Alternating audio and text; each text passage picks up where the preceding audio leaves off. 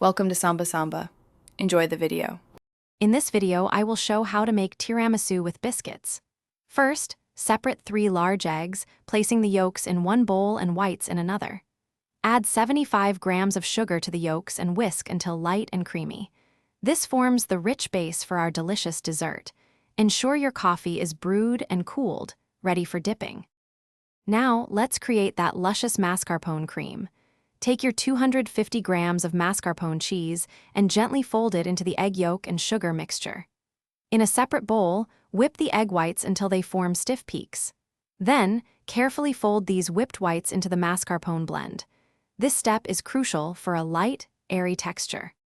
Time to assemble our tiramisu. Quickly dip each biscuit into the cooled coffee, making sure not to oversaturate them. Arrange a single layer of these coffee-soaked biscuits at the bottom of your serving dish.